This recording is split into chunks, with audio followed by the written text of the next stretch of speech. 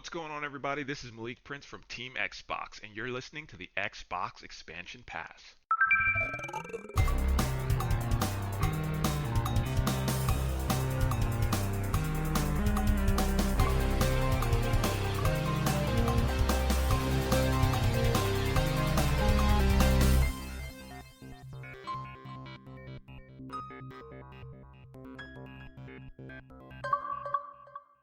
Welcome one, welcome all to episode 158 of the Xbox Expansion Pass, recorded on Monday, December 19th, 2022. I am your host, Luke Lohr, the Insipid Ghost. In this episode, we welcome Todd Oxtra from Secret Friends Unite on to discuss the possibility of Xbox introducing a cheaper cloud-only option of Game Pass. The Game Awards hit record numbers once again, and the High on Life is charting incredibly, well, high. Enjoy. Yet another week of gaming is upon us and behind us. Welcome to XEP, discussing all things in the Gamerverse as they pertain to the Xbox ecosystem. And as I am wont to do each and every week, I like to start the show by offering words of kindness to those who have made my gaming week better. And this week, the words of kindness are extended to an old friend who so often writes into the show, but I was like, man, I miss him. I need to have him on this show. Mr. Todd Oxtra. Hello, sir. Well, hello, Luke. Happy holidays. And once again, I want to say thank you for being a teacher. You don't get enough love for that. My son loves the best teachers, and my wife was an educator. But thank you very much. Oh man, that was unexpected, and you're very welcome, I suppose. It has been holiday time is like tough, because you're dragging towards the end, and the kids are squirrely and whatnot. But you always have those few kids that they either bring you a gift or whatnot that their mom and dad made them bring. But then you always have like the kids that write you those notes, and it's just like, hey, we love you. Hey, you're awesome. Thank you for doing this or what. And the words of thanks mean a lot. And so I appreciate you saying that, buddy. Thank you. Absolutely, Luke. And it has been some time, because I thought about the last time we podcasted together. We typically bring you on to Secret Friends Unite to talk about like DC movies when those are on. I think we missed Black Adam, and then we've had you on co-op mode. So yeah, I think we've got some things coming up that we would love to have you back on for, because we love to have the voice of people that don't necessarily talk about that side of the geek all the time. So and you're a big fan of it. I am, and it's been a tumultuous few weeks for me as a DC fan. And I talked briefly, I think, on last week's episode, because we'd gotten the news that Henry Cavill would not be returning. And everybody has been so nice to me, because obviously I'm a huge Cavill fan. I did enjoy Snyder, but really I love the casting of that realm of DC, even though I didn't love every movie or every moment. I was really worried that people would just go out of their way to be rude about it. And in truth, everyone's been like, hey, man, I'm sorry you lost your hero and whatnot. And I also shared what my wife got me for Christmas, which was a signed Henry Cavill, Ben Affleck, and Gal Gadot Batman Superman poster. So it was just like, it's been a week, man. We got him back in October, and then all of a sudden he's gone. It hurts. It's weird. It definitely is. It's been a roller coaster. That's been a hot topic on Secret Friends Unite. Some of the redeeming qualities is it sounds like the door is still open for those actors to come back into the DC world, maybe not as the same character. And apparently Ben Affleck wants to direct a DC film, and James Gunn is like, come on, can we? Because he's an Oscar nominated director and he's a phenomenal actor. So I think there's some opportunity for those. And I think we even talked about this. The Crisis on Infinite Earth is a hallmark of DC. There's no reason why those versions of those heroes can't come back. 100%. I am very sad to see this universe go that I thought was back on track after the Suicide Squad and Black Adam. But I also think James Gunn's the right person to do it. And we live in a world where I got to see Brendan Routh take up the cape again. I got to see Brendan Routh be another superhero in DC's realm. And, we also live in a world where Chris Evans played, the Human Torch, and then was Captain America for the staple Marvel franchises. And we got our old Spider-Man back recently. There's a lot of things that can happen. But I got to tell you, if it wasn't James Gunn doing it, I think I'd be a lot more upset. But I got the 4-hour Snyder cut, and I got a few other great moments of DC that I really love. And DC's always been hit or miss, man. For every The Batman, you get 1984, and so it's like, all right, whatever works. It's definitely one of those things where I think no one can ever say never. And Mm-hmm. I think that's what makes this an exciting time with James Gunn, because I think it's finally DC has a creative lead in charge of DC, where we've kind of lacked that. We had a little bit of that with Jeff Johns, but that was kind of half-baked. Jeff Johns was never really in the Hollywood side of things. He was a great comic book writer, but he struggled with a lot of his projects. I hope they don't abandon Gunn the way they abandoned Snyder, because they seemingly had Snyder to start it, and that was going to be their Kevin Feige at first, and whatever the opinions are, that's not my hill to die on, but they broke their vision, and that fractured vision is kind of what led to this mediocrity in some cases. Really high highs, really low lows, and it's just like, all right, hopefully they stick with it, because I trust James Gunn. I'm sad I lost my hero, but I love the hero more than the actor, as much as I love the actor. So I'm looking forward to whatever they bring, for sure. Bring him back when they do Kingdom Come. That's all I'm saying. Bring him back. Yeah, find a way. And same with Keaton. Anytime you can bring a hero back for a moment, I think it's great for fans. And there's, like you said, there's a lot of ways to show. So, nonetheless, let's get into some gaming news, if you don't mind, Mr. Todd Oxtra. You don't want me to further derail your show? No, actually, you know what? I'm going to derail my own segue there, because I would be remiss if I didn't ask you at the top of our show to plug some of the work that you do. Secret Friends Unite, Co-op Mode. Share with the people where they can find your content at the top here. Absolutely. We are at secretfriendsunite.com. Folks, it's not a dating website. People have confused that. There's a long story. If you want to know that more, just tweet at me at Toxtra. I met my wife on Secret Friends Unite. But yeah, at Secret Friends U on Twitter and secretfriendsunite.com are the two main places you can find all of our things. The great thing about our network is we have a Star Trek dedicated podcast with a very devoted Star Trek lead, Charlie Carden. He is dedicated. So oh, very devoted.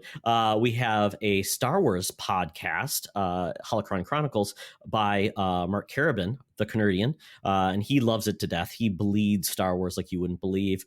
And then we do Co-op Mode, which is our video game podcast, which is funny because Marcus is the co-host of that. He's a diehard Nintendo guy. I am a Sony, Xbox, and PC. He's also on Xbox. So we have a very diverse conversations about what we love.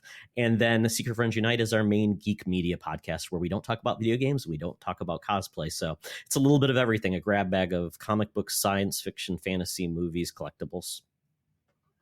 That's so cool. And I've been on Charlie's show for Star Trek. I've never been on the Star Wars one, but I'm worried because usually in most circles, Todd, I go toe to toe with the best of the Star Wars trivia. I don't think, because I haven't even caught up on Andor, so like I would imagine they are living life royally over the last 2 years or so. Absolutely. And I will put a good word in for you with Mark to have you on Holocron Chronicles. He's always looking for guests. So, and I think you guys would have a fantastic discussion. I'm sure I would, but I gotta study. I gotta study first. I'll tell you what. Oh man, well, Todd, I'm so glad. Did you plug your socials? I want people to be able to follow you. Yeah, my main one is my personals at Toxtra. I don't really do a lot of fantastic things there. But I would say just check out at Secret Friends U. You're not going to get personal bias on that account. It's really going to be more about sharing our content. Our personal bias comes from our individual accounts. So, and if you want my personal bias, you can read more there, but I don't want to lean into that too much. But I'm really excited to talk about Xbox because it's been an interesting year, and has not gotten a lot of talk outside of the extracurriculars. The gaming space of Xbox has kind of been a little bit on the back burner. So I'm really excited to get more into that. Well, I think we should do just that, and thank you for the assistance on the segue there, because I want to talk about the Game Awards, the record-breaking viewership of that Game Awards, and how Xbox was not at those Game Awards. It was announced this past week, Todd, that historic numbers for Game Awards. In 2022, they hit 103 million viewers, which is staggering to say the least. That's up 20% over 2021, which was at 85 million. And in 2021, they only grew by 3 million from 2020 of 83 million. So for a show that is coming up on its 10th show, it started in 2014. It almost hit 2 million in 2014. Now we're at 103 million. Pretty substantial audience, to say the least. What do you think? That's an amazing accomplishment considering, and Luke, I don't know if you go back to the original Video Game Awards or whatever they called it when it was on Spike TV. I mean, that was on a network, a cable network per se, but you could get people to tune in for that. But to have people tune into a streaming only event on a diverse amount of channels is amazing. And I don't know where those numbers are coming from. If they've done things internationally to get more recognition of the award show. Obviously, it's done at night in the U.S., so you'd have different time zones. You'd have to go over internationally, but you don't grow that much by not doing something right. That's amazing. It is amazing. No Chic Hydro Man to be seen. We saw celebrities there. I mean, poor Al Pacino couldn't read, but that was funny. It was wild to watch the Game Awards, to see some of the reveals, to see some of the things that weren't there maintain their absence. I was really expecting a few, I guess, showcase moments that didn't show up. And I infamously got crucified in the old social spaces for saying we needed to see more awards at the award show. And everybody came for my throat saying, no, they want more trailers. But for one reason or another, people tuned in on this one. I'm curious, though, Todd, on the periphery, a lot of times when you write into XCP, your questions are based in such a way that you and I are different kinds of gamers. And I'm curious, not seeing Xbox at the Game Awards, either in major nominations, not a ton of nominations there, at least not next to Sony with their AAA first party, and then not seeing kind of new announcements or showpieces. We just saw a few shots of Phil Spencer. I'm curious, what was your takeaway as far as Xbox's presence at the Game Awards? It was really disappointing because Phil Spencer was there, but he didn't look like he was really enjoying himself, which is a shame because Phil is typically, his persona is one of just enjoying of our genre and the industry as a whole. And typically Xbox has leaned into using the Game Awards as a great place to really showcase something awesome about Xbox. We got the reveal of the Series X in it would have been 2019 versus coming into 2020 with that. And then we've got Hellblade the following year, the sequel to that. And it was something to make you think, wow, Xbox is going to have a great year, and this is just their way to kick it off and bring us in there. This year, considering the lack of first-party releases, excluding Pentiment, which I would say is more of a smaller indie-like game, to not have anything there. They had some great DLC releases as well.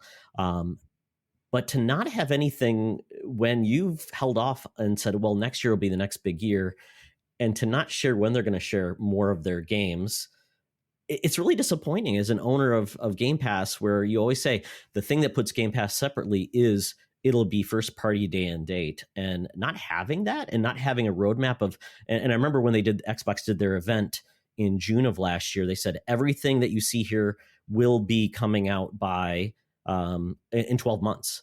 Well, we're halfway through that and not much has launched, and they haven't even given us dates for new games. So it makes you feel like, is there something amiss at Xbox?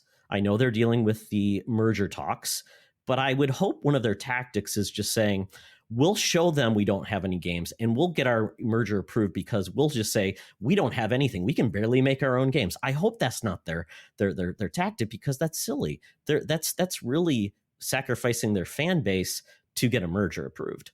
So I hope that's not true. I don't think it is. And I don't want that to be an excuse for anything. But I was disappointed once again that we just got Game Pass commercials, and that was about it. And that's a little frustrating as a owner of a console, where you say, why do I buy Xbox? Is it just for Game Pass? Well, that's fine. But then it's like saying, well, it's then Netflix, essentially. You've got a lot of content, but you don't have those AAA games. You don't have the day and date biggest games.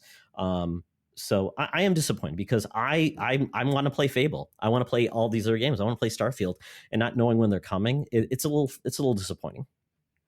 So I fully agree with everything you said, word for word. I think I've shared similar sentiments in previous episodes. My question then becomes, if right now, or rather I should say, if in 2022 Game Pass was a thing they were trying to sell you, but they did it without, or they're trying to do it without first party AAA experiences, were the day and date games that dropped into Game Pass enough? We'll talk about High on Life in a few minutes, because that hit some really impressive records.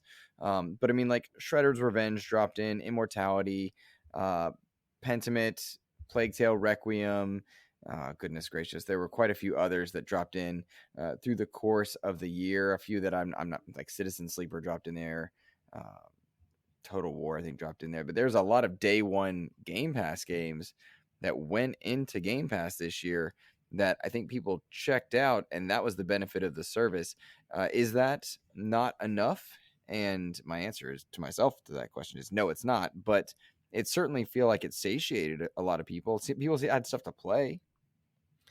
That's true, but I think, and I'm a little bit older than you, and I always say this: I don't want a lot of games. I want the best games. Mm. I want quality over quantity, because to filter through all the Game Pass games. I'm going to check this game. I'll check this game. Nothing grabs you. You've essentially wasted your time. Not saying you waste your time, but I feel like you haven't invested in something that is going to bring you joy. And that's what gaming should be, bringing you joy, regardless of the size of the games. Now, I would say I've enjoyed quite a few games on Game Pass this year. Tinykin, great game. It's like a Pikmin, has a fantastic art style. It's really wonderful. People should be checking that game out. Shredder's Revenge is phenomenal. I need to finish that game. I need to play it co-op with other people. But I always feel like those games are kind of like appetizers or palate cleansers in between the main courses. And without the main courses, it just feels like it's lacking from a perspective for a console holder. I would always veer to Nintendo, and you and I kind of have similar feelings on Nintendo. It's like they succeed despite themselves at times in regards to their approach and in what they do. A lot of times people will just buy whatever Nintendo puts out, which is, it's probably not a fair statement, but it does seem like they don't have to do much to get people to buy their games, regardless of quality, even though they typically are good quality games. But imagine if Nintendo did not have any first party games in a year. That would seem like a different discussion, right? It would, absolutely. And so it just seems weird that Xbox, and maybe it's the fact that Xbox has done such a good job with their marketing of Game Pass, the goodwill they've created with all of their backwards compatibility, all the improvement of their games, that they've bought goodwill, and people are still saying it's coming. It's coming. 2023 is going to be the game. They've bought studios. They've invested. I just don't know how long that goodwill lasts. And for me, Xbox has definitely been my least played console this year. My son's enjoyed Game Pass on his PC, which has been kind of nice. But I am curious where this, and I think I think you even made a comment about this, that PlayStation put their year in review in, Nintendo did as well, and Xbox hasn't. They haven't done one since 2018. And I think you even said because they don't really want to showcase that they really don't have any first party games that would dominate their lists. Right. Yeah, that's exactly what I said, and I stand by that. I lament that we don't have a year in review per se from Xbox. I know we had that anniversary review. We got to go through our own histories, kind of walk around. I think that was last year. Maybe it was the year prior. Yeah, the museum piece, right? The interactive museum. That was very cool. That was super cool. But if you were to go back and look at the year in review, the majority of what I played was third party. There's no way around that. The majority of most people's lists have to be third party in terms of all that they're providing, especially in a world where they're giving you so many games day and date into Game Pass and giving you so many options of games to play in Game Pass. You want the best games. I'm the opposite. I want lots of different games with lots of different experiences, but my lifestyle is a bit different. I'm no children, and I come home. That's what I look forward to doing. I make content specifically about Xbox titles. I want lots of different experiences, and those experiences would not highlight very many first-party events, particularly when the first-party stuff that's been provided is either expansions to Forza Horizon or, uh, or like games like Pentiment. Not for me. To get that to, I mean, to revisit your point about the year in the review, considering MLB The Show has been a huge success on Game Pass, I wouldn't be surprised if that would be some of the most played games of the year, and it would be from Sony, which is just crazy. That's a good point. That's a really good point. I hadn't thought about that. I look forward to, though, kind of seeing how this pans out as far as what 2023 brings. I think a lot of people are saying, let's look forward to the next year. And while I respect that consistent meme, I don't. I have to think that games are coming out. We've got Redfall and Starfield, but it needs to be more than just Redfall and Starfield. Neither of those games really gets me going. I'm not really overly excited by either of them. That said, there have been plenty of games where I've not been excited until just when it comes out, and then I'm all in. It just happens that way. Starfield looks like it could potentially be that. Redfall, I don't know. But Xbox really needs to deliver in a AAA capacity, and because they didn't show anything at Game Awards, I'm greatly concerned that they only have Redfall and Starfield for 2023, and that to me tells me that management and curation is an issue at Microsoft. But I mean, maybe they are holding stuff back because of the merger. That would just be, in my mind, a strange and poor choice. But armchair analyst here. What do you think about them securing kind of those third party kind of B tier, I don't know, single A games that can be day and date that you normally have to pay $60 for, but they put it on their service? I think of like Outriders. That year when that game came out, that did great business for Outriders. I think a lot of people enjoyed playing that game, and they were very happy. Like, hey, I didn't have to spend $60 to try that game because it's on Game Pass. This year, I feel like there were opportunities where they could have gone after certain games, and had that same kind of effect to say, hey, we may not have big first party games coming up, but we're going to give you some, very quality big games, and we'll have those to stem the tide. That's where I felt like it was a big disappointment too. It's kind of like they didn't shore up those type of releases that I think would make people feel like, wow, I saved $240 this year because I didn't have to spend money on those games that I'm not 100% sure of playing them. And they typically seem like they are very good for the publishers of those games too. But I don't know. What do you think about that? So I'm all in on AA and indie like games that are coming to the service. I know Evil West was one that I was really hoping would have come to Game Pass, but we've seen a lot of AA experiences. Plague Tale Requiem came through. There were a couple AA's earlier in the year that I'm just blanking on right now and embarrassed to be doing so. But I love when that happens. Maybe it was Dying Light. I'm not sure. I love when AA games come to the service because I enjoy frequenting those. But the counterpoint there is that you just told me a few minutes ago you prefer the best games, and those AA experiences won't be that. So I think it's great when you've got that, but you do need pillars to this major service for sure. Game Pass is a service that missed its intended yearly target by about 45%, and this kind of takes us into our next topic. Oddly enough, Game Pass didn't do as well this past year as they wanted to.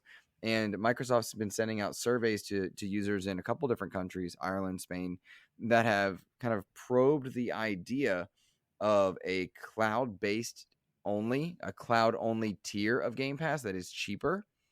And to me, that is an enticing opportunity, because why wouldn't you miss your yearly target of growth and engagement if you don't have pillar AAA franchises? That makes perfect sense why Game Pass wouldn't grow. It's fine to fill out your catalog, but you do need tentpole moments. You need your God of War Ragnaroks. You need your Ghost of Tsushima's, your Last of Us. You need that, and that's something Sony does well. And Sony is dominating the market right now, 70% to 30% in terms of overall market share. This is kind of new. This is information we're getting kind of out of the merger deal that Sony's the market leader by a great margin, and Game Pass is meant to be the great equalizer, but they lack the third party elements to make it the must have service for those who want the best games. For me, it's must have because I want lots of experiences. It's not the same thing. Yeah, it is interesting. I've kind of said there's going to be a transition on Game Pass to go from X number to Y number. I don't know, $15 a month gets you there, but I think what can get you there is replacing Xbox Gold Live with a option at Game Pass at a lower price tier, kind of like similar to PlayStation Plus. Their basic tier gets you online those couple of games for essentially $60 a year. I think it's a very easy to go and cancel Xbox Gold Live, honor subscriptions until those run out, but then create, I call it Game Pass Cloud or Game Pass Stream, like they mentioned. $5 a month gets you Xbox streaming of those games plus the online element, and you get rid of that pesky games with gold. And you're really not losing anything, because I think we all know, and then it also gets those Xbox One players who still don't want to get a Xbox Series X so they can play the next gen games. You get people in the door to try out the service at a low cost, and it'll be like it's good enough on cloud, but it's better with the Game Pass and Game Pass Ultimate. So I think that's where they're probably going to have to pivot to grow to that bigger number, if that's truly what they want to do. If they want to grow and get the biggest base they can get on like Samsung TVs. They have, I think, both the 2021 and 2022 Samsung TVs now support it. It's $5 a month is pretty easy to get people in the door to try that out. $15 a month, that might be a little harder. Right. I'm inclined to agree with you. Do you think that having a cloud-based element or a cloud-only element is going to be good for gameplay? Like, do you think that is a worthwhile, like, is somebody going to want that if they are, I don't know if the right word is a hardcore gamer? I mean, I play a lot of games on mobile now, and I'm playing a lot of cloud-based stuff, and it's getting pretty good. But I don't see myself winning a whole lot of Gears and Halo matches if that's the case. Yeah, and I'm curious if that's really where they want to go. I think the hardcore is going to play the best way they can.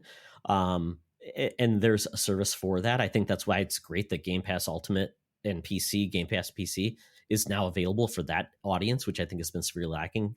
The PC audience is so fragmented, and I think they just need to understand that's a great deal, and all these games are coming, especially with the Riot editions that have been built on. I think that's a phenomenal addition to the value of that console or a service for PC, where it's always been kind of considered a secondary service for Game Pass. But for those, I think, that want to try out Game Pass, I think it's an excellent option. I mean, on your phone, I have a Razer Kishi for my Google Pixel.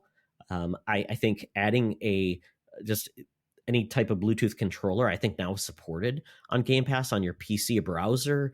On my LG doesn't have it yet for some reason, but Samsung does. So I think it's not for that audience, but I think it's good enough for most people to get a feel for it and try it out and see that, oh, well, there's a million games here. And it's that first hit is free mentality of like, well, this is fine, but I can buy a Series S for $250, which is on sale right now.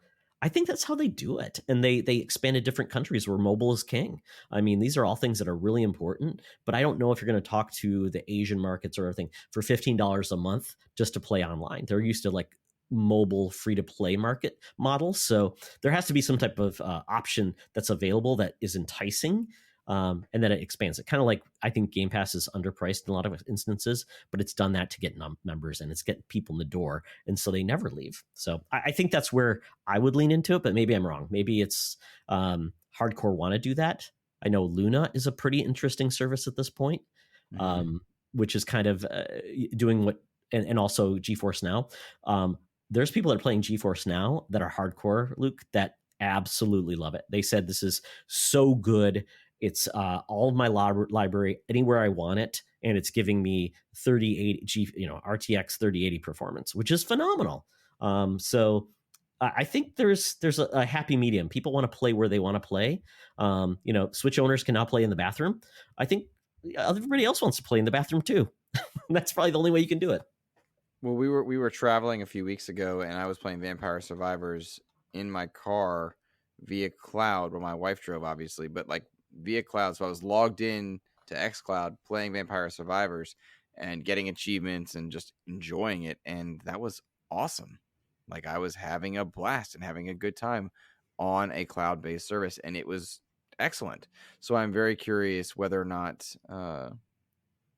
that is the future in the foreseeable future. Is that the future in the next 5 years? Because I can see it, in the future easily 10, 15 years from now, no problem. Is it something that's going to happen in the next 5 years? And I have to think, yeah, I do think it's going to be at this point, given the direction we're going. My question is that a good long-term plan for Microsoft? What's the move there? And maybe, yes, probably. If anybody knew, they'd be a very rich man or woman, because at this point, yeah, where the gaming focus is going to go. We thought Nintendo was dead in the water with the 3DS and Wii U. Then we thought Xbox was dead in the water, and then Game Pass really changed their game. We thought Sony was going to dominate. They continue to stumble with their marketing message. Their focus on not doing backwards compatibility always the right way. Their online service is a hot mess, Luke. I pay for it, but I rarely use it, and I never know what I'm going to get. And sometimes it's good games, but sometimes it's like they don't know how to manage their back catalog either. So I think it's up for grabs. I'm inclined to agree with you, but I think Xbox is better positioned in terms of a technology state, whereas PlayStation has the catalog to do so. I will say, as far as game preservation goes, Microsoft has the legacy. If they can get it right in 2023 with their AAA releases, I'm in. I'm there. I want it. Let's go. I just don't know if they're ready themselves. So we'll see. Nonetheless, Todd, let's move on to a different Game Pass game that launched day and date in and is doing record numbers, surprising me because I have not played this title and I don't know that I necessarily would have had this not been happening. High on Life. This title has caught a lot of people by storm, breaking the fourth wall left and right.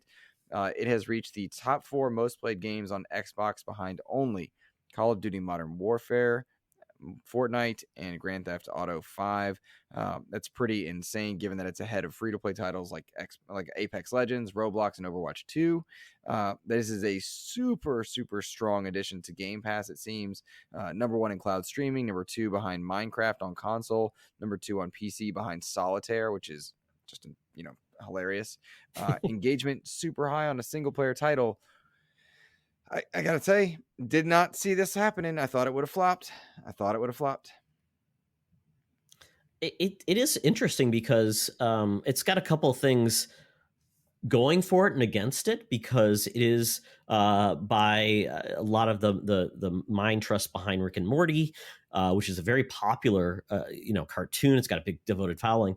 It is pretty adult though, and it is sometimes that humor pushes people away. They've got squanch games where they've got Trover Saves the Universe in the VR space, which people have really enjoyed. But then moving from that type of adventure game to a first-person kind of colorful comedic shooter where your weapons are screaming and it's irreverent and the humor is still there in a very adult context. I think that's really important that it stands out and has a home to go to, and especially not having much competition on Xbox, externally or internally. I think that's great, and have a game in December where you've got time to play probably now, and it gives it a lot of breath, I guess, to be able to show itself. And Xbox, and I don't know if Xbox is really, they've been highlighting this game quite a bit, I think, in their different communications about Game Pass and things like that. So I think that's a win for Xbox, to be honest. And that's great that they foresaw something there, highlighted it, and now it's coming out this year where it's giving this positive feeling, like you said, where it's ranked, and what it means for that title. that's pretty awesome. And I really do want to try it out because we don't get many comedic action shooting games. You probably don't remember a series called No One Lives Forever, or maybe you do, but that was a I remember comedic. the name. Well, that was like an Austin Powers spy first person shooter game made by EA back in the day that the rights are crazy. If somebody had the rights, they should really remake that game. But that was kind of the last one I really saw that really had that comedic take. And I think it's great when you can pull it off and do it well. So I'm really going to try it out. That's on my list of games to play before the end of the year. Man, well, it's on my list to play at some point, and I just don't know where I'm landing on whether or not I want to dive in. But I'm getting a lot of people telling me that it's really good. I'm also seeing reviews saying not so much. That humor type is very hit or miss for me, and I'm just not sure I'm ready for it. But I mean, from the time we're recording this to the next episode, I could have gone through it and beat it because it's a 6 hour or so game. And had a blast. I just have other stuff that I want to finish. I really want to go back into Evil West for sure. I really liked the beginning of that game, and I just got distracted by other games, derailed. And so I'm anxious to go back to that one. But High on Life is one that, thanks to Game Pass, I don't need to buy, and I'm happier for it, I think. Yeah, I wish Evil West had been on Game Pass because that's a game I truly do want to play. It just reminds me of a throwback game that I really think I'll enjoy because of, and it was funny because there was a vampire game on the PS2, and I'm blanking on the name of it, but you were essentially you were a vampire and you had to kill other supernatural creatures and everything in a first person shooter.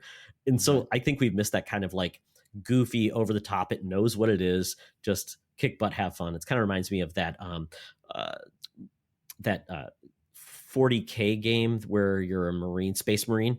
Kind of reminds me of that, but in that kind of supernatural element. So I know you really are a fan of those type of B games. I am as well. When you find those ones that just click out with you, and that's a game I want to play. It just kind of fell off my list. Gotcha. Yeah, just video game ass games is, I think, the phrase that so many people say, and that's where I stand on it as well, for sure. So I did note that this kind of is one of the biggest day one launches in Game Pass history, kind of surpassing Persona 5 Royal, which when it hit Xbox, it went into Game Pass right away. Plague Tale Requiem, and a few others, which I'm happy to see for sure, especially because it's a single player title. We're seeing a lot of single player games kind of making their return, and that is very much up my alley. One more news item here. Did you see the news that Tomb Raider is getting another game by Crystal Dynamics, but it will be published by Amazon and not Embracer? I did see that, and it's really interesting to me that is what's going on with Embracer. And someone had mentioned, might have been on the Jeff Grubb Game Mess podcast, that essentially Embracer might be short on cash. They've spent so much money. They've had limited success with their acquisitions. And I think at this point, there may be, I guess, some feeling that maybe Embracer is looking to sell.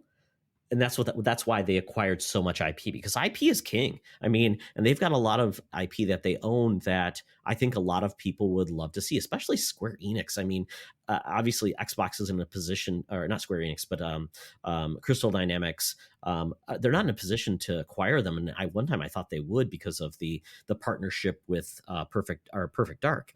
But I think this is a position where it might be leaning into Amazon potentially acquiring Embracer or parts of Embracer, because Amazon wants to develop they want to develop games based on the properties that they're starting to acquire.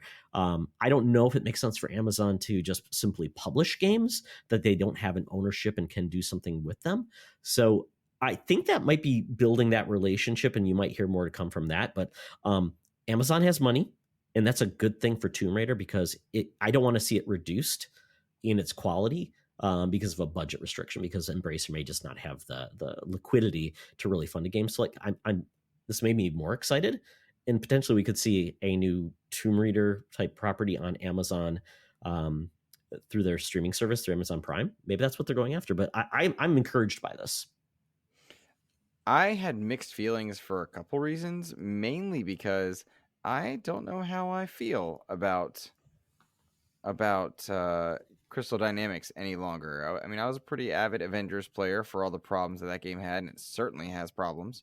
But I don't know how I feel about Crystal Dynamics any longer, and that was a strange kind of coming to terms with. I did not know that I felt that way, and yet here I am, not happy about this, and I'm not unhappy either. I'm just surprised. So, take that for what you will. I think my eyes will kind of just be on this, watching from afar, because Crystal Dynamics seems to be playing ball with everybody at this point. Like, they're helping make Perfect Dark and such. But yeah, it is odd that Embracer's not publishing it. It does make good points that they might just not have a ton of cash to do so. But curious to just watch it and stand back from afar. I like Tomb Raider. I enjoyed the most recent trilogy. I do plan on playing it regardless of who's making it or whatnot. But it was just strange for me to realize I'm not sure how I feel.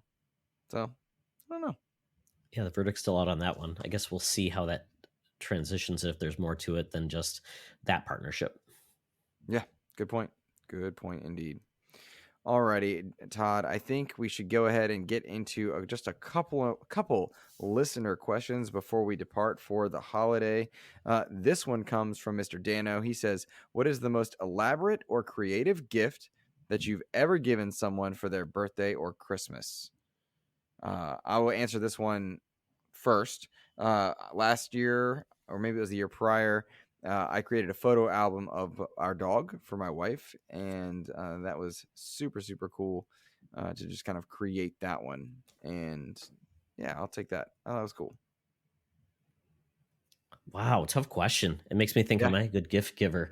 Well, it wasn't the most elaborate, but I think it took the most planning. My wife turned 50 during the pandemic. So we couldn't have a big party and get together. I tried to play it down for my wife that like nothing was going to happen. We were just going to chill out.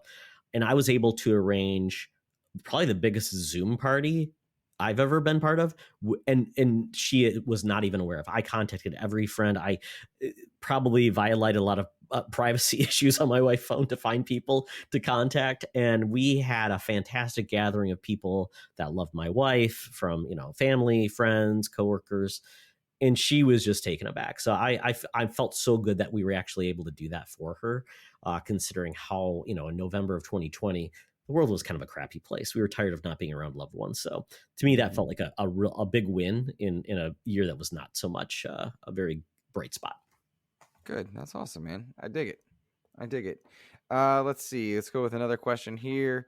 This one comes from Mr. Edward Varnell, who is always putting me on the spot with unique questions. It says, do you think Microsoft has any major video game history to their name? Have they made something innovative other game companies have borrowed or imitated?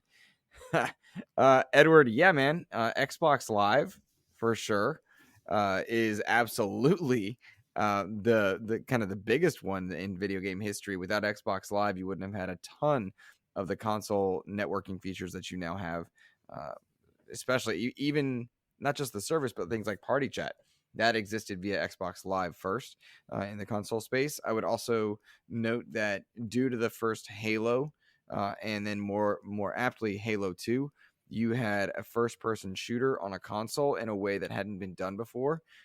With all respect to Doom, which is a different type of FPS, it was the twin stick dual analog controls of Halo that taught the industry. They did a ton of research into that for sure. And then you also have to account Epic Games and the amount of research they did with Unreal and the work they continue to do with Unreal. They've got a lot of impact on the gaming industry. Flight Sim, Todd, I don't know if Flight Sim, you would count that one. What do you think? Oh, absolutely. Flight Sim, for some people who start their pilot career, it's their first path down that journey because it's so realistic. And one my friend's son is getting his pilot license right now, and that is something that helped him on his journey. So yeah, absolutely, Flight Sim's been around forever. It's an evergreen franchise. Yeah, it's fantastic, and it's funny because Eddie always asks a lot of crazy questions. I have podcasts with Eddie, so he's a Nintendo guy. Totally get it. But Luke, you're absolutely right. The live services, the hard drive in the Xbox, it was the first one to ever do that. It pushed the industry forward in so many different ways. It was really the first challenger to PlayStation from that adult perspective. And created some fantastic, franchises that still exist today. So of course they are. And then Game Pass. Think about that. Game Pass is the future. It's not the end all be all right now, but it is where we're going, and it'll improve just as Xbox matures. They've invested in it, and they made it. It's coming to fruition, and people. It's really democratized gaming for so many people, because you can say, here's an Xbox, and for $20 a month you can play a billion games, versus $60 gets you one Nintendo game. That's a good point. That's a big point. That's a very good point. And yeah, Eddie does ask a lot of questions that I'm just like, what are you talking about, sir? What is this? But I love it because it makes podcasting better. It's creative and it's interesting. I will never understand Nintendo people though, bud. I just don't get it. And I love Nintendo. I don't get it though. I don't get it. Does that make me a bad person? What do you think?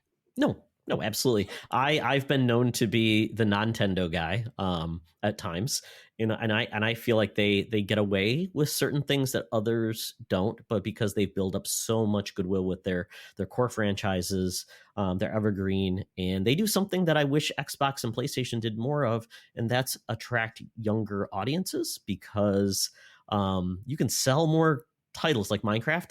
I mean, think about that. That sells to everybody. But a large part of Sony and Xbox's business is unfortunately mature. But I think Sea of Thieves is the right step. And I wish we got more of those, especially with Rare and other and Double Fine now. I think we should see more all ages titles, because it doesn't mean that they're not good. It just means you're going to attract more people and entertain more people. That's a good point. Can't argue that in the slightest. Good point. All right, Todd. I think we have one more question. This one comes from Mr. Kevin Ainsworth over at goodness gracious, I'm losing his podcast off the top of my head. He's at Save Game Media. I know that. Project X Talk. Goodness gracious. He wants to know one of our favorite holiday games. I said on last week's episode, Metal Gear Solid was always a favorite for me around the holidays. Holy cow. Good holiday game. That's a hard one. This is gonna be dumb, but I'm going to say Jackbox, because it is a game I love playing with other people. To me, that was the game that saved us in the pandemic, playing with others. So I'll say Jackbox. I love party games, and to me, that's awesome, and it's on consoles and everything like that. So Jackbox. There you go. Cool. Well, Todd Oxtra, thank you so much for joining me today. Please, once again, let people know where they can find you. For my personal takes on all things in the world of Twitter and just interacting with others, which I love, go to @toxtra. But where you really should check out our content at Secret Friends is secretfriendsunite.com and at Secret Friends U. We also have a Discord. It's a great discussion of all things nerd. We talk about cooking, PC tech, gaming, video games, comic books, whatever you like, and lots of goofy memes. So definitely love to add more people to that group, because we always have a good time. There we go. And guys, you can find me on Twitter, Instagram, and Hive at InsipidGhost. And I might even make a TikTok. Who knows? Please follow the show over on YouTube. I've been putting out YouTube shorts here and there. Thank you guys so much for listening. Merry Christmas should you celebrate. Happy holidays. And if I don't see you until the new year, Happy New Year. Take care.